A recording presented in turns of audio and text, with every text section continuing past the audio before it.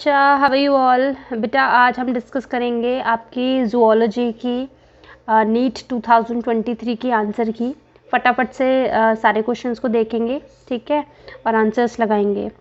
तो सबसे पहला क्वेश्चन जो है हमारा तो वन है 119, ठीक है। ये बॉटनी वाले पार्ट से नहीं है, ये जूलॉजी वाले पार्ट से है।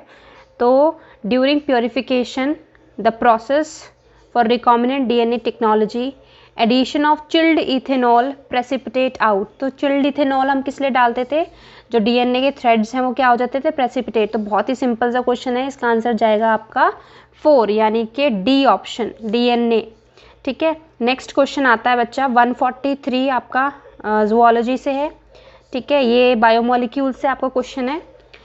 Malonate inhibit the growth of pathogenic bacteria by inhibiting the activity of succinic dehydrogenase। ये एक कॉम्पिटिटिव इनहिबिशन का एग्जाम्पल है जो बायोमोलिक्यूल से आया। एनसीईआरटी का क्वेश्चन है, एनसीईआरटी की ही लाइन है, ठीक है। तो इसका आंसर जाएगा 143 का थर्ड आंसर, ठीक है। जो इसमें टिक लग रहे हैं वो आप मत कंसिडर करना, जो मैं आपको आंसर्स बोलूँगी वो कंसिडर करने हैं, क्योंकि हो सकता है किसी बच्चे का पेपर है तो ये उसने गलत भी मार्क करे हुए हैं, ठीक है। क्लियर है बच्चा। चलो नेक्स्ट आते हैं 151 पे। तो बेटा इसका आंसर है थर्ड, क्योंकि जो आपकी एचआईवी की सेल्स होती हैं वो आपकी एक तो मैक्रोफेजेस और एक टी हेल्पर सेल्स, इनको जाके अटैक करती है। तो टी हेल्पर सेल्स एनसीईआरटी में गिवन था, बिल्कुल डिट्टो एनसीईआरटी की लाइन है, एनसीईआरटी का क्वेश्चन है, कोई बाहर से नहीं है ये क्वेश्चन। 152 ये बॉटनी से है, बट फिर भी मैं आपको ये बता देती हूँ। इसका ऑप्शन बेटा 4 है, ठीक है। इसका ऑप्शन क्या है, 4 सही है। आई gene is for repressor, clear है। ए जीन इज फॉर आपका ट्रांस एसिटाइलेज, क्लियर है।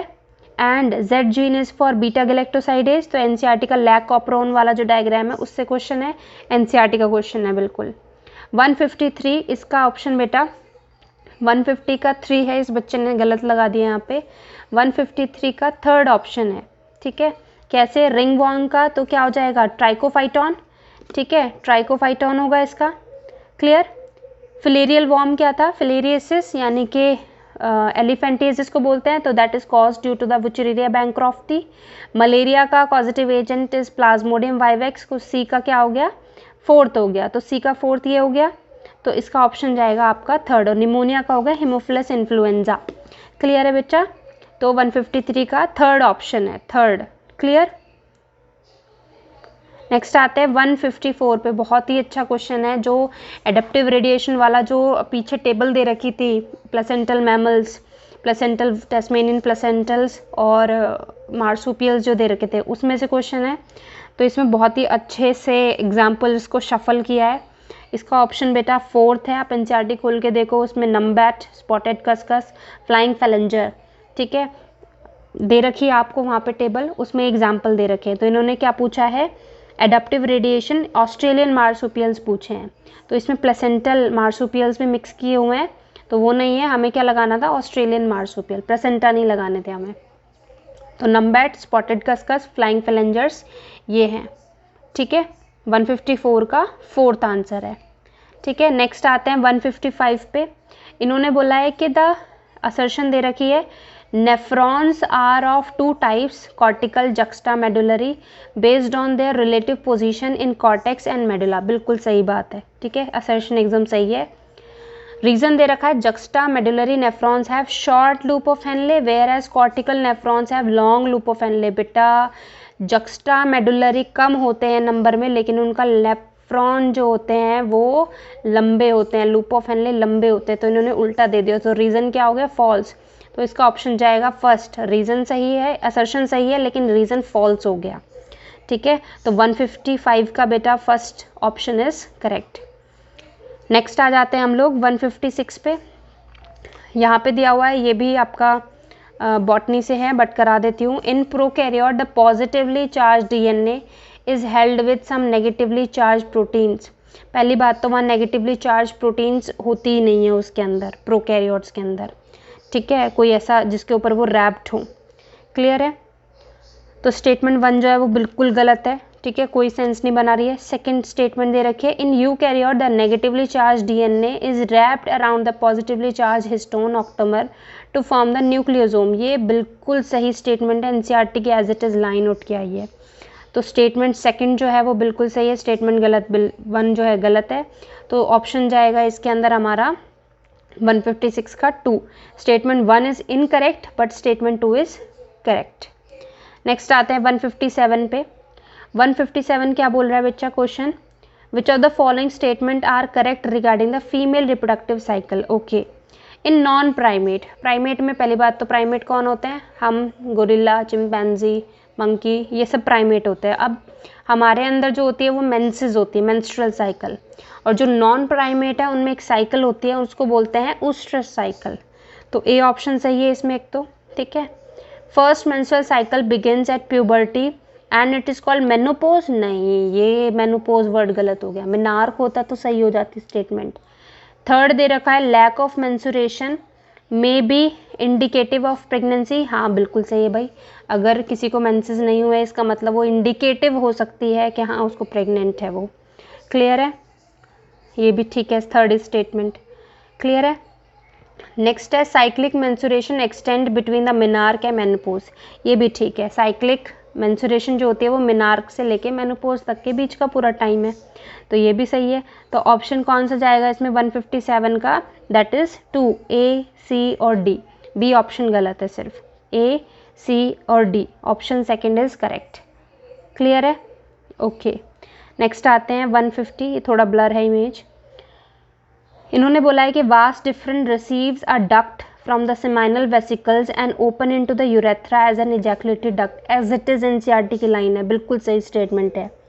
The cavity of cervix is called cervical canal which along with the vagina forms the birth canal, बिल्कुल सही है, cervical canal plus vagina birth canal बनाती है, दोनों ही बिल्कुल NCERT की लाइन है, बाहर से कुछ चेंज नहीं करा, एज इट इज़ लाइन है, तो both the statements are true. तो ऑप्शन जाएगा बेटा third, both statement 1 and 2 are correct. Next आते हैं 159 पे।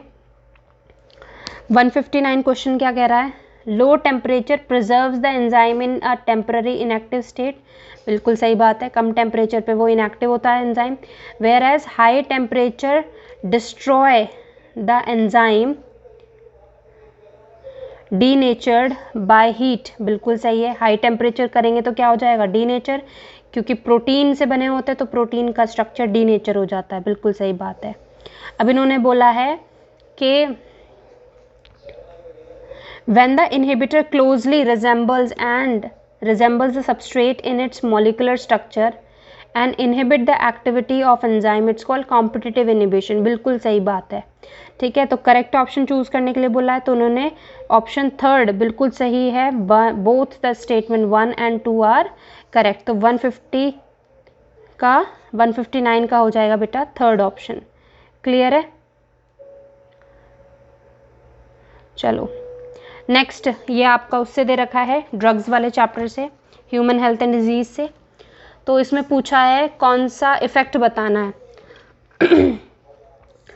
तो देखो मॉर्फिन जो होता है, ठीक है, पहले हम जो हमें आते हैं हम उसका क्रैक करने की, जैसे कोकेन है यहाँ पे सी ऑप्शन में, तो कोकेन हमें पता है interfere with the transport of dopamine, C का क्या हो जाएगा फोर्थ हो जाएगा, तो सी का फोर्थ किसमें, एक ही ऑप्शन में बेटा, तो सी का फोर्थ यानी कि थर्ड ऑप्शन, तो 160 का क्या हो जाएगा, that is third option is correct. Clear है, समझ में आई सबको बात। नेक्स्ट देखो, ये भी बहुत अच्छा क्वेश्चन है, पेप्टिक सेल्स और ऑक्जेंटिक सेल्स में कंफ्यूजन होती है जनरली बच्चों को, लेकिन हम जो बाकी के दो दे रखे हैं गॉबलेट सेल और हिपैटिक, उनसे ही पता कर लेंगे आंसर को। गॉबलेट सेल्स क्या होती है, जो म्यूकस रिलीज करती हैं, यानी कि बी का फर्स्ट होना चाहिए। ओके भाई, बी का फर्स्ट, दो ऑप्शन में, तो बीच वाले तो दो गए, ठीक है। पेप्टिक सेल्स कहाँ, हिपैटिक सेल्स कहाँ मिलती हैं, लिवर में। हिपैटिक सेल्स क्या बनाती है, बाइल जूस बनाती है, तो डी का सेकेंड होना चाहिए। तो देखो सेकेंड और थर्ड तो पहले ही कट गए, फर्स्ट और फोर्थ में से डी का सेकंड कहाँ पे, फर्स्ट में, तो इसका सीधा ऑप्शन क्या आ जाएगा, 161 का क्या हो जाएगा, option first is correct. Clear है। नेक्स्ट देखो, ये भी बहुत अच्छा क्वेश्चन है, विच of the following technique does not पूछा है, नॉट वाले क्वेश्चन पे मैं हमेशा बोलती हूँ सर्कल लगा लिया करो या underline, does not serve the purpose of early diagnose of a disease for its early treatment. मतलब इनमें से कौन सा ऐसा मेथड है जो अर्ली डायग्नोस करके नहीं देगा? तो कौन सा होता है भाई? पहले तो टाइम पे क्या होता था, यूरिन का सैंपल करते हैं या तो, या सीरम का सैंपल लेते हैं हम लोग, ब्लड सैंपल यानी कि, ठीक है, ये दोनों ही है। लेकिन ये ब्लड और जो यूरिन है, इनके अंदर जो ऑर्गेनिज्म, जो पैथोजन है, उसकी कंसंट्रेशन कम होने के कारण हम इनको पता नहीं कर सकते, तो डिजीज़ को अर्ली डायग्नोस नहीं कर सकते। तो इसका ऑप्शन क्या जाएगा? यहाँ पे जाएगा ऑप्शन 4। क्लियर है? नेक्स्ट आते हैं 163 पे आते हैं। 163 क्या कह रही है बेटा? RNA mutate at a faster rate. बिल्कुल सही बात है। आरएनए जो होता है वो, उसका कुछ मैकेनिज्म ही ऐसा होता है जेनेटिक मटेरियल का कि उसके अंदर क्या होता है, जो म्यूटेशन होती है वो बहुत फास्ट होती है उसके अंदर। तो स्टेटमेंट बिल्कुल फर्स्ट से ठीक है। Viruses have RNA, okay, genome, और शॉर्टर लाइफ स्पैन होता है, हमें पता है, छोटा होता है लाइफ स्पैन, और इवॉल्व बहुत जल्दी हो जाते हैं, बहुत जल्दी जल्दी उनके स्ट्रेन बदलते हैं। तो हाँ, बिल्कुल सही बात है। स्टेटमेंट 1 और 2 दोनों करेक्ट हैं। तो 163 का ऑप्शन क्या हो जाएगा बेटा? That is 3rd। क्लियर है? Radial symmetry is not found in adults of, not पूछा है। रेडियल सिमेट्री किसमें नहीं मिलेगी? बहुत ही अच्छा क्वेश्चन है ये, और ये कई बार आ चुका है इसके ऊपर। तो रेडियल सिमेट्री का मैं आपको बता दूं, रेडियल सिमेट्री बेटा सीलेंट्रेटा, टीनोफोरा और अडल्ट इकाइनोडर्मेटा में मिलती है। यहाँ पे पूछा है not found in adults of which phylum, ठीक है, फाइलम डैश। तो देखो सीलेंट्रेटा में होगी, उसमें तो सब में ही रेडियल सिमेट्री होती है। टीनोफोरा में होती है रेडियल सिमेट्री। इकाइनोडर्मेटा के एडल्ट में, उसने एडल्ट में पूछा है, नॉट फाउंड इन एडल्ट, जबकि एडल्ट इकाइनोडर्मेटा में रेडियल सिमेट्री होती है।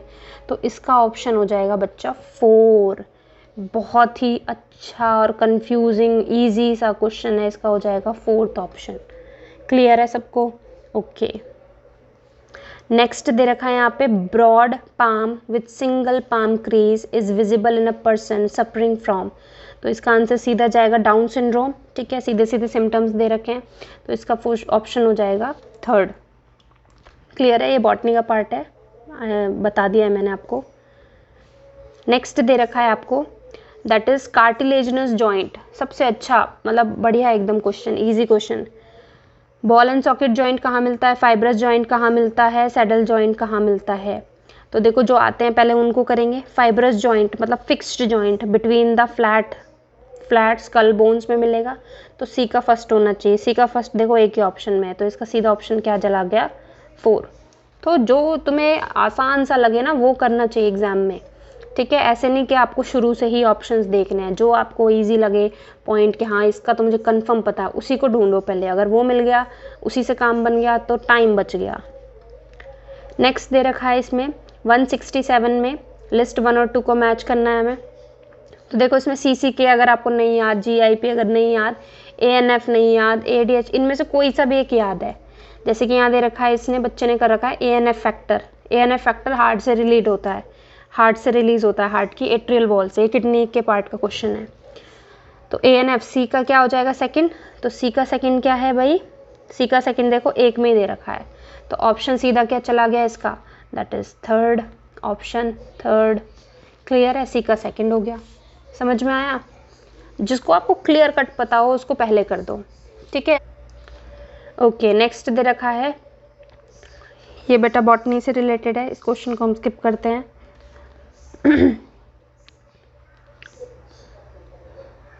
ओके, ये क्वेश्चन करा देती हूँ। लिस्ट 1 और list 2 interacting species, name of interaction. देखो इसमें मुझे सबसे आसान क्या लगता है, बॉटनी का पार्ट है ये। देखो, cuckoo laying eggs in crow, मतलब जो कोयल होती है वो कौवे के नेस्ट में अंडे देती है। तो it is a example of brood parasitism, ठीक है। तो बी का क्या हो जाएगा? सीधा सीधा बी का बी हो जाएगा। बी का 2nd हो गया। तो 2 ऑप्शन में है, तो पहला दूसरा तो कट गया ऑप्शन। एक्सक्लूडिंग करो, ठीक है। Fungi and root of higher plant, ये क्या शो करते हैं? माइकोराइजा, यानी कि आपका सिम्बायोसिस शो करते हैं। और सिम्बायोसिस एक एग्जाम्पल है म्यूचुअलिज्म का, जिसमें दोनों एक दूसरे के लिए बेनिफिशियल है, हेल्प कर रहे हैं, तो सी का क्या हो जाएगा थर्ड। तो सी का थर्ड किस में है भाई, इसमें थर्ड ऑप्शन में, तो इसका सीधा सीधा ऑप्शन क्या हो जाएगा, थर्ड ऑप्शन हो गया इसका। क्लियर, ये बड़ा ही अच्छा क्वेश्चन है। 170 given below are two statement. Okay, ligaments are dense irregular tissue, बिल्कुल ही गलत है स्टेटमेंट। लिगामेंट्स हो, टेंडन्स हो आपके, ये दोनों जो होते हैं ये आपके डेंस रेगुलर कनेक्टिव टिश्यू होती हैं। इरेगुलर में तो डर्मिस वगैरह आ जाती हैं, तो ये पहली स्टेटमेंट भी बिल्कुल गलत है। ठीक है, cartilage is a dense regular connective tissue, ये भी गलत है। कार्टिलेज, बोन और ब्लड, ये तीन जो होते हैं ये स्पेशलाइज्ड कनेक्टिव टिश्यू होती हैं, तो दोनों ही स्टेटमेंट क्या है इसमें गलत है। तो इसका ऑप्शन क्या जाएगा 170 का, that will B option 4 is correct, fourth इसका आंसर हो जाएगा। क्लियर है। 171 ये बॉटनी के पार्ट से है, 172 को भी हम स्किप करेंगे। ओके, ये सही है। Which one of the following is not a cloning vector, तो PBR 322 तो वैक्टर का एग्जाम्पल है। यैक और बैक भी क्या है बेटा, आपकी टीचर ने लिखवाया होगा, ये भी क्या होते हैं, ये भी क्लोनिंग वैक्टर ही होते हैं। क्लियर है। प्रोब नहीं होता, क्योंकि प्रोब जो होता है वो एक छोटा सा न्यूक्लियोटाइड का सीक्वेंस होता है, वो कोई वैक्टर नहीं है। ठीक है, क्लियर है। तो इसका ऑप्शन क्या जाएगा सीधा, दैट इज 2 ऑप्शन है इसका। क्लियर। नेक्स्ट देखो 174 करते हैं। ये आपका दे रखा है उससे क्या कहते हैं, बायोमोलिक्यूल से क्वेश्चन है। देखो दूसरा क्वेश्चन आ रहा है बायोमोलिक्यूल से, अच्छा क्वेश्चन है। इन्होंने बोला है कि एक प्रोटीन है, उसको हम एज अ लाइन कंसिडर कर रहे हैं। ठीक है, तो उसका जो लेफ्ट एंड है ये वाला represent by first amino acid. ठीक है, उसको क्या बोलेंगे हम लोग, सी टर्मिनल। यही गलत कर दिया, सी टर्मिनल इधर होता है, एन टर्मिनल इधर होता है। सी टर्मिनल पे क्या होता है, कार्बोक्सिल ग्रुप होता है, यहाँ पे एक अमाइनो ग्रुप होता है। समझ में आई मेरी बात। तो ये सी टर्मिनल और एन टर्मिनल में ही गलत हो गए, तो स्टेटमेंट 1 जो है वो बिल्कुल गलत है। ठीक है, हाँ, तो सी टर्मिनल इन्होंने यही घुमा दिया। सी टर्मिनल बोला लेफ्ट साइड में, लेफ्ट साइड में जबकि क्या होता है, एन टर्मिनल होता है और एक फ्री अमाइनो ग्रुप होता है। ठीक है, अमाइनो ग्रुप की वजह से एन टर्मिनल, और सी टर्मिनल पे कार्बोक्सिल ग्रुप होता है फ्री, तो वो सी टर्मिनल हो गया। तो ये स्टेटमेंट 1 गलत। सेकेंड स्टेटमेंट क्या दे रखी है, अडल्ट। अब देखो स्टेटमेंट 1 गलत हो गई। ठीक है,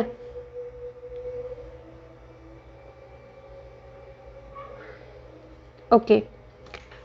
सेकेंड स्टेटमेंट क्या है, adult human haemoglobin consist of 4 सब यूनिट, बिल्कुल सही बात है। 2 सब यूनिट्स आर 2 अल्फा एंड 2 सब यूनिट्स आर 2 बीटा, ये बिल्कुल सही है। ठीक है, एक अडल्ट हीमोग्लोबिन जो होता है अडल्ट का, तो हमारे पास 2 अल्फा 2 बीटा होते हैं। अगर यहाँ बच्चे का पूछा होता तो 2 अल्फा 2 गामा हो जाता। ठीक है, तो ये बिल्कुल सही है second statement. First statement is false but statement second is true. तो 174 का क्या हो जाएगा बेटा, that will be second option हो जाएगा इसका। ठीक है, तो इसका कौन सा ऑप्शन हो जाएगा हमारा, सेकेंड होगा। ठीक है, स्टेटमेंट 1 गलत है बिल्कुल, और स्टेटमेंट सेकेंड जो है वो बिल्कुल ठीक है।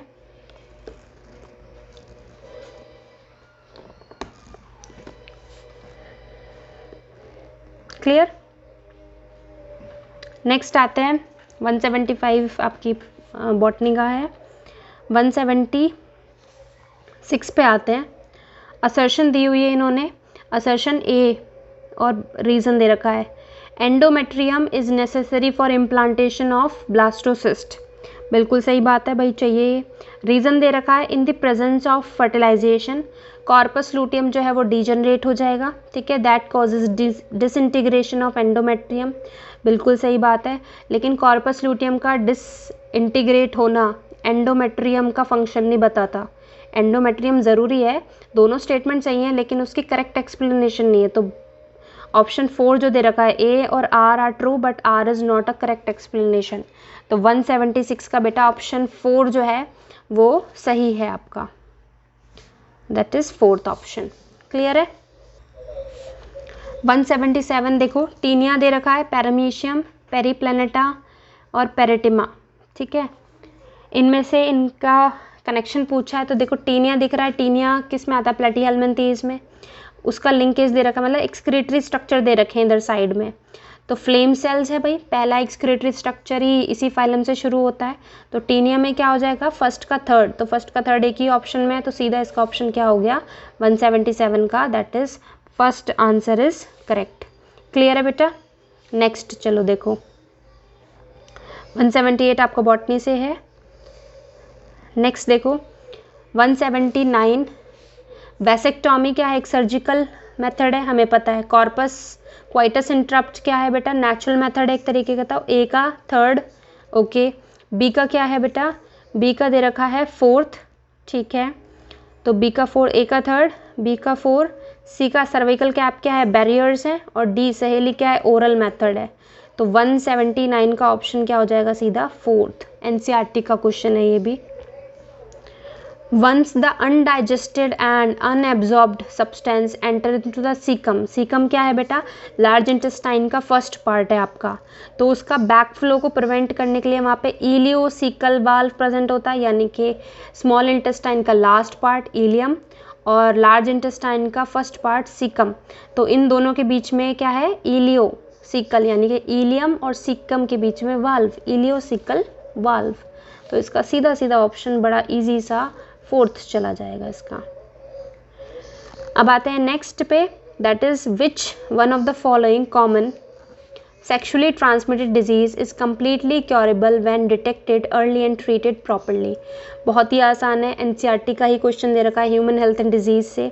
वहाँ पे सीधा सीधा लिखा हुआ है कि ये वाली जो hepatitis B, herpes genital herpes और HIV इन्फेक्शन, ये तीनों डिजीज़ जो हैं ये क्योरेबल नहीं है। इनके अलावा गोनोरिया वगैरह जो हैं, सिफिलिस जो हैं, वो अगर अर्ली स्टेज पे पता चल जाती है, डिटेक्ट हो जाती है, तो कम्प्लीटली क्योरेबल हो सकती हैं, ठीक है। तो यहाँ पे ऑप्शन क्या जाएगा, सीधा फोर्थ ऑप्शन, क्योंकि HIV, हेपेटाइटिस और जेनिटल हर्पीस तो अर्ली स्टेजेस पर पता लगने पर भी क्योरेबल नहीं है। क्लियर है बेटा, ओके। नेक्स्ट क्वेश्चन पूछा हुआ है इन्होंने, vital capacity of lungs is, vital capacity सीधा सीधा वॉल्यूम प्लस करने के लिए बोल दिया, inspiratory reserve volume plus expiratory reserve volume plus tidal volume, इसी को हम क्या बोल देते हैं, वाइटल कैपेसिटी बोलते हैं, ठीक है।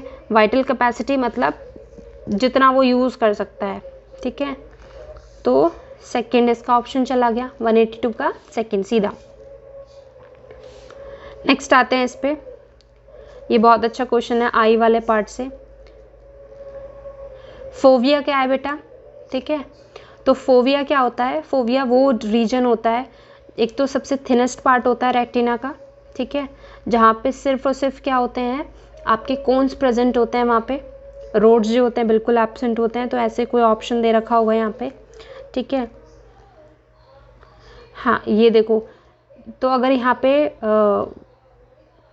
सिर्फ और सिर्फ कॉन्स प्रेजेंट है, तो वहाँ पे point of greatest visual equity present होगी। आइरिस क्या होता है, कलर्ड मतलब पिगमेंटेड पार्ट होता है। तो पिगमेंटेड पार्ट के लिए कहाँ पे है भाई, ये दे रखा है हमारा, ठीक है, विजिबल कलर्ड पोर्शन। तो बी का हो जाएगा फर्स्ट, तो बी का फर्स्ट देखो किस में है, सेकेंड में और थर्ड में है, ठीक है। ए का हमने क्या लगाया था, थर्ड, तो ए का थर्ड हो गया, तो इसका सीधा ऑप्शन क्या चला गया, ऑप्शन 3 करेक्ट है इसका। क्लियर है, ओके। नेक्स्ट चलते हैं क्वेश्चन। नेक्स्ट दे रखा है, मैच करना है आपको पी वेव। तो पी वेव सबसे पहली वेव थी डिपोलराइजेशन ऑफ एट्रिया, तो पी ए का हो जाएगा बेटा थर्ड, ठीक है। ए का क्या हो जाएगा, थर्ड हो गया। तो ए का थर्ड किस में दे रखा है, थर्ड ऑप्शन में दे रखा है, सीधा पहला, इससे ही पता चल गया। तो इसका ऑप्शन क्या हो जाएगा यहाँ पे, थर्ड हो गया, बिल्कुल क्लियर है बच्चा, okay.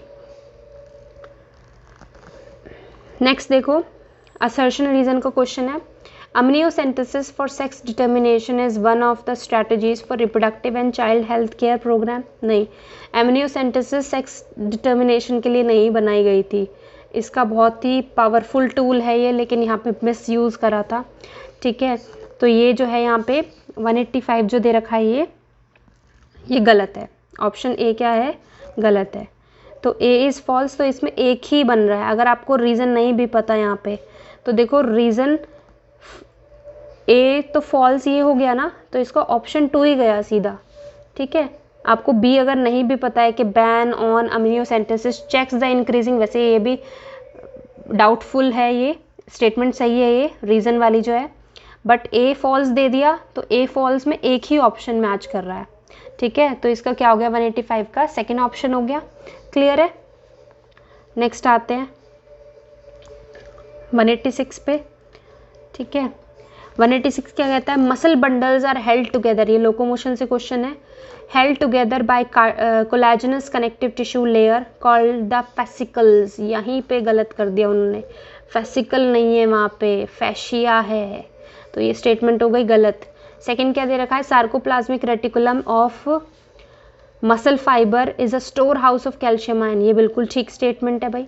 स्टीरेटेड appearance of skeletal muscles fibres is due to distribution pattern of actin and myosin protein, ये भी बिल्कुल सही स्टेटमेंट है, ठीक है। M line is considered as functional unit, no, sarcomere is the functional unit of contraction, ठीक है। M line थोड़ी ना है, तो ये भी गलत है। तो ऑप्शन बी और सी सही हैं। तो बी और सी किस में सही आ रहे हैं बेटा, बी और सी, तो ऑप्शन 4 इज करेक्ट। क्लियर है। नेक्स्ट देखो 187, which of the following are not under the control of thyroid, not पूछा है। Maintenance of water electrolyte balance, ये करते हैं भाई, मैंने एनसीईआरटी से अलग बहुत सारे क्वेश्चंस कराए थे इससे कि अदर देन एनसीईआरटी और कौन कौन से काम करता है, ये एनसीईआरटी में दे भी रखे हैं कि वाटर इलेक्ट्रोलाइट का बैलेंस बनाता है, बिल्कुल। मेटाबॉलिज्म रेट को रेगुलेट करता है, मेटाबॉलिक हार्मोन ही बोलते हैं इसको तो हम लोग, तो ये करेगा। Development of immune system, immune system को बूस्ट कर सकता है लेकिन उसकी डेवलपमेंट नहीं कराता है, ठीक है, ठीक है। ना ही स्लीप वेक साइकिल में इसका कोई रोल है थायराइड का, ठीक है। तो सी और डी ऑप्शन जो है बेटा ये नॉट की कैटेगरी में आएंगे, तो इसका ऑप्शन, इसका आंसर जो है ये हो जाएगा आपका फर्स्ट, ठीक है। फर्स्ट इसका ऑप्शन हो गया। क्लियर है सबको। तो इसका ऑप्शन क्या हो जाएगा, फर्स्ट है इसका आंसर। नेक्स्ट देखो, ये बॉटनी से रिलेटेड क्वेश्चन है, ठीक है, लेकिन हम इसको बता सकते हैं बहुत आसानी से। देखो ऊपर का पैटर्न देखो आप सब, वो आपको काम नहीं कराना चाह रहा, टाइम नहीं लगवाना उसको।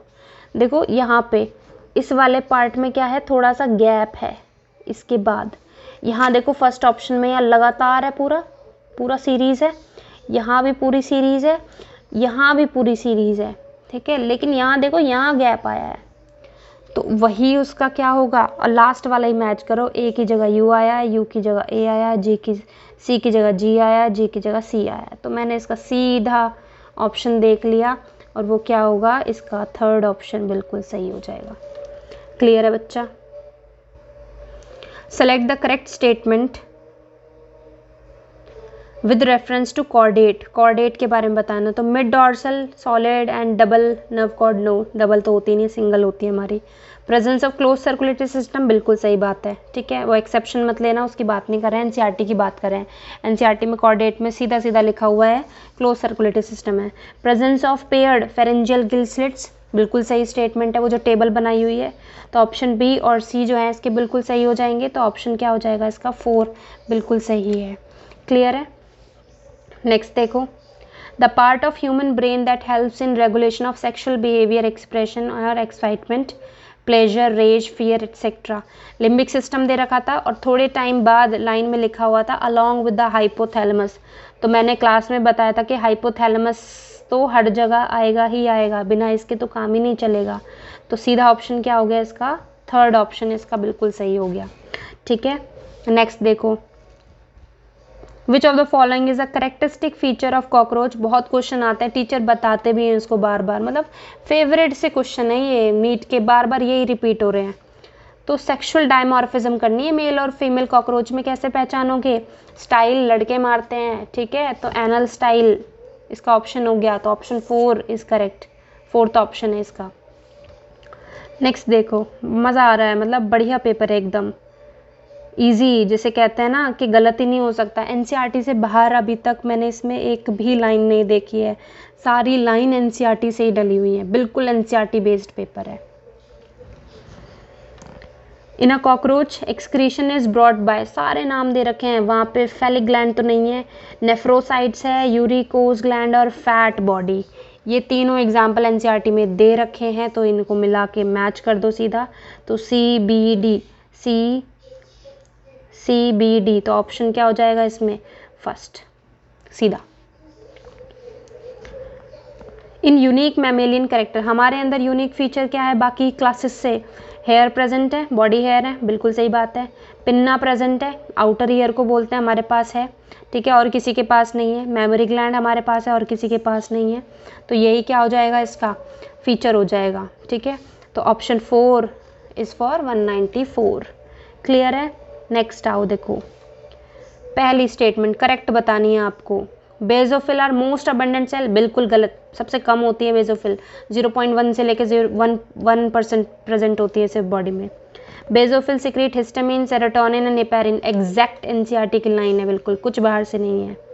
Basophils are involve in inflammatory reaction, बिल्कुल इसके अगली लाइन में लिखा हुआ है कि they are involve in inflammatory responses या रिएक्शंस, ये भी बिल्कुल ठीक है। तो ऑप्शन दो ही आ रहे हैं इसमें, तो बी और सी जो हैं वो बिल्कुल सही है। तो बी और सी किस में है बेटा? दैट इज़ 195 के अंदर है। 195 का ऑप्शन क्या हो जाएगा यहाँ पे? That is B and C, यानी कि first option is correct. Clear है? नेक्स्ट क्वेश्चन है 196, which of the following statement are correct? Correct बतानी है आपको। An excessive loss of body fluid from the body switches off the osmoreceptors. Okay, आगे पढ़ते हैं। ADH facilitate water reabsorption to prevent diuresis. Yes, excessive urine ना चला जाए उसके लिए क्या करते हैं वो? रीएब्जॉर्प्शन करते हैं।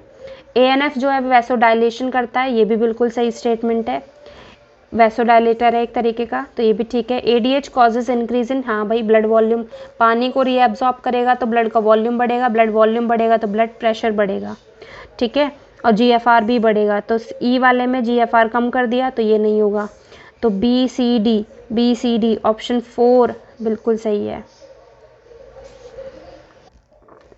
लास्ट क्वेश्चन देख लेते हैं, यहाँ पे आपको मैच करना है। Mast cell inner surface of bronchioles, blood, तो देखो जो इजी लगे वो करो पहले। जैसे ब्लड है तो ब्लड क्या है? एक स्पेशलाइज्ड कनेक्टिव टिश्यू है, तो सी का क्या होना चाहिए? 4th होना चाहिए। तो सी का 4th बेटा दो ही ऑप्शन में है, फर्स्ट में और थर्ड में, तो सेकंड और फोर्थ ऑप्शन तो कट गया, एक्सक्लूड कर दिया हमने, ठीक है। अब देखो कुछ और जो आसान सा लग रहा हो। टिब्यूलर पार्ट ऑफ नेफ्रॉन क्या होती है उसमें? क्यूबॉइडल एपिथेलियम होती है, तो डी का 3rd होना चाहिए। तो डी का 3rd फर्स्ट में दे रखा है, ठीक है। तो ऑप्शन क्या हो जाएगा? सीधा 200 का हो जाएगा फर्स्ट ऑप्शन, ठीक है। पेपर बिल्कुल ही NCERT बेस्ड था बेटा। अगर आपको वीडियो अच्छी लगी हो तो लाइक करना, शेयर करना अपने फ्रेंड्स के साथ, ताकि वो भी आंसर की चेक कर सकें, ठीक है।